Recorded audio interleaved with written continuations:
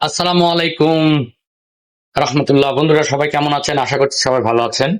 আমি আপনাদের কাছে আজকে স্থায়িত্ব কমের জন্য যে ভিডিওটি তৈরি করেছিলাম তার দ্বিতীয় পার্ট নিয়ে আসছি। আপনারা সকলে ভালো আছেন? উম, স্থায়িত্ব কমে আয়ুর্বেদিক কি কি মেডিসিন রয়েছে এটা নিয়ে আলোচনা করার জন্য আপনার সামনে এসেছিলাম। স্থায়িত্ব কমের জন্য রসায়ন ও বাজিকরণ দুই ধরনের মেডিসিন হয়। একটি হচ্ছে, এর মধ্যে একটি আয়ুর্বেদে যেগুলো মেডিসিন সেগুলো হচ্ছে কামিনী বিতবন রস, তারপর হচ্ছে রতিবিলাস বটিকা, তারপর হচ্ছে শ্রী মদনানন্দ মদক, শ্রী কামেশ্বর মদক। ফাইলের মধ্যে রয়েছে আপনার অশ্বগন্ধারিষ্ট এবং রয়েছে দশমূলারিষ্ট।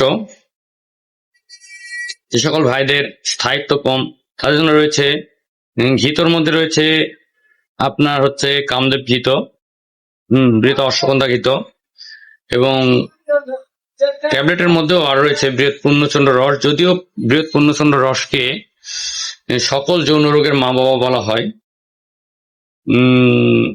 এই জন্য মানে বৃহৎ পূর্ণচন্দ্র রসও আপনার হচ্ছে স্থায়িত্ব বৃদ্ধির কাজ করে। শুক্র মাতৃকা বটি এটিও কাজ করে ভালো।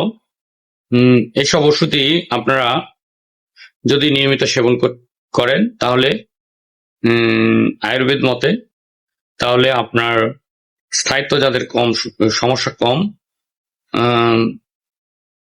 স্থায়িত্ব কমের যেগুলো ভাইয়ের সমস্যা তাদের ইনশাল্লাহ সমাধান আসবে।